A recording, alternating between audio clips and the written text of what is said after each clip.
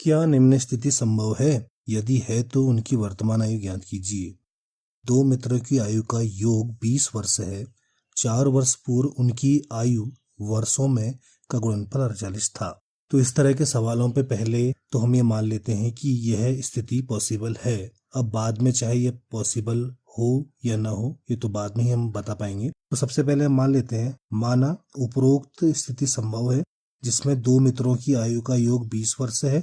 4 वर्ष पूर्व उनकी आयु वर्षों में का गुणनफल 48 था।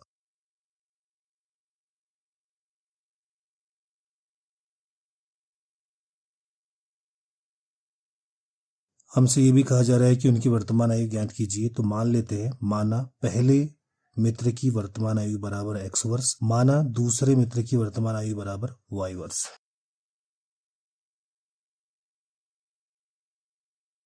हमने सवाल पे दो अज्ञात राशियां यहाँ पे मान ली है। अगर हम इन अज्ञात राशियों के मान वास्तविक रूप में निकाल देंगे, यानी कि वास्तविक मान अगर हम इनके प्राप्त कर लेंगे, तो यह स्थिति संभव होगी। अगर इनके मान जो है वास्तविक नहीं प्राप्त हो पाए, तो अभी तो हमने माना है कि यह स्थिति संभव है, उस कंडीशन में यह स्थिति संभव नहीं हो पाएगी। तो यहाँ पे अब हमने दो शर्त बनानी होगी, क्योंकि हमने दो अज्ञात राशियां यहाँ पे मान ली है। तो प्रथम शर्त अनुसार यहाँ पे कहा गया है कि दो मित्रों की आयु का योगफल 20 वर्ष है। तो हमने उनकी वर्तमान आयु x वर्ष और y वर्ष मानी है। तो उनकी जो आयु का योगफल है हम अपने हिसाब से निकालेंगे। उनकी आयु का योगफल हमारे हिसाब से हो जाएगा x धन y। सवाल पे दिया है 20, तो x धन y इक्वल टू हो जाएगा 20। यहाँ से हम x या y किसी की वैल्यू निकाल लेते हैं, क्योंकि बाद में हमने प्रतिस्थापन विधि का प्रयोग करना होगा, तो एक स्टेप बाद में शॉर्ट हो जाएगा। तो यहाँ पे हम y का मान निकाल लेते हैं x के टर्म्स में। तो यहाँ से y हमें मिल जाएगा 20 माइनस x।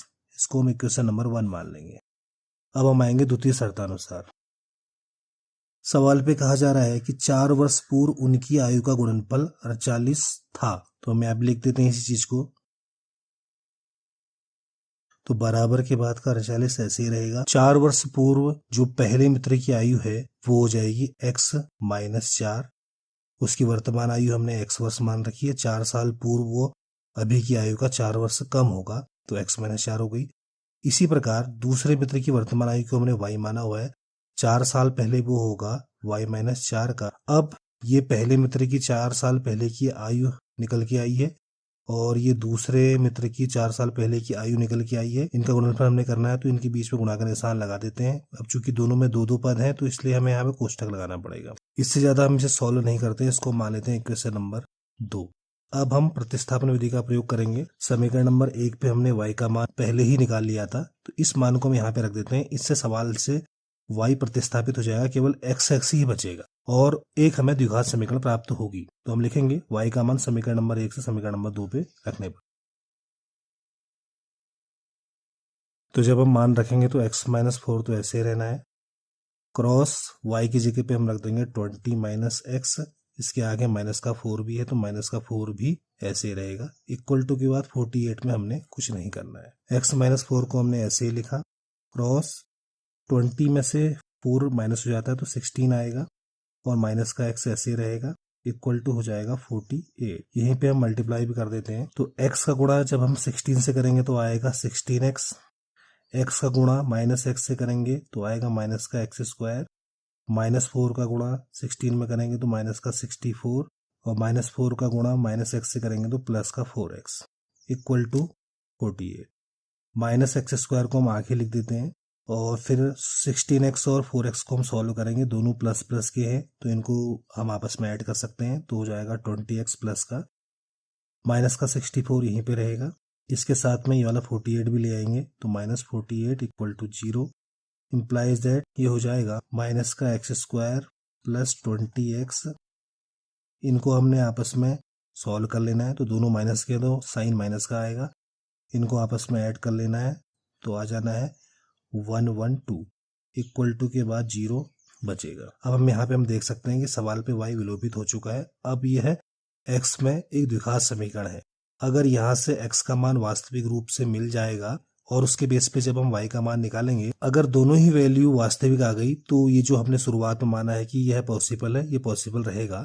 लेकिन अगर यहाँ से x नहीं निकल पाया वास्तविक रूप से, तो ऐसा पॉसिबल नहीं हो पाएगा। तो यहाँ पे हम एक काम कर लेते हैं, x की वैल्यू सीधे निकालने से पहले हम एक काम ये कर लेते हैं कि विविक्तिकर b स्क्वायर माइनस 4ac निकाल लेते हैं। यदि विविक्तिकर b स्क्वायर माइनस 4ac का मान 0 या प्लस में आएगा तो उस कंडीशन में x का हमें वास्तविक मान प्राप्त हो जाएगा। तो सॉल्व हम बाद में कर लेंगे, पहले विविक्तिकर निकाल लेते हैं। तो इसके लिए हमने सबसे पहले इसकी तुलना द्विघात समीकरण के मानक रूप ax square plus bx plus c बराबर 0 से करनी पड़ेगी। तो हम लिखेंगे उपरोक्त समीकरण की तुलना द्विघात समीकरण के मानक रूप ax square plus bx plus c बराबर 0 से करने पर। तो मानक रूप में एक्स स्क्वायर के साथ a आया हुआ है, सवाल पे एक्स स्क्वायर के साथ माइनस का 1 आया है, तो a इक्वल टू -1। मानक रूप में x के साथ b है, सवाल पे x के साथ 20 है, तो b इक्वल टू 20।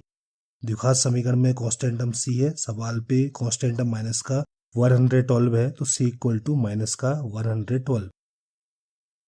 अब हम यहाँ से विविक्तिकर b स्क्वायर माइनस 4ac निकाल लेंगे। विविक्तिकर b स्क्वायर माइनस 4ac बराबर हो जाएगा, b की जगह पे हम रख देंगे 20, तो 20 का स्क्वायर माइनस 4 इंटू a की जगह पे माइनस का 1, c की जगह पे माइनस का 112।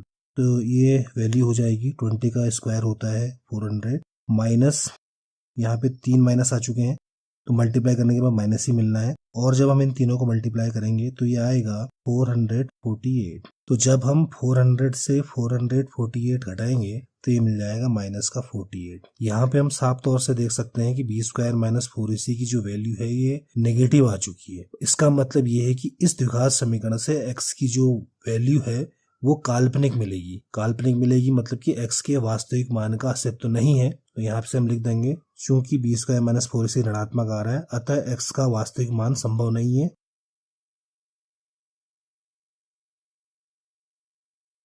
अब x का वास्तविक मान नहीं निकल पाएगा तो सीधी सी बात है कि y का वास्तविक मान भी नहीं निकल पाएगा। अतः जो हमने सवाल पे माना था कि यह स्थिति संभव है, यह स्थिति संभव नहीं हो पाएगी। हम लिखेंगे कि अतः यह स्थिति संभव नहीं है जिसमें दो मित्रों की आयु का योग 20 वर्ष है तथा 4 वर्ष पूर्व उनकी आयु का गुणनफल 48 था।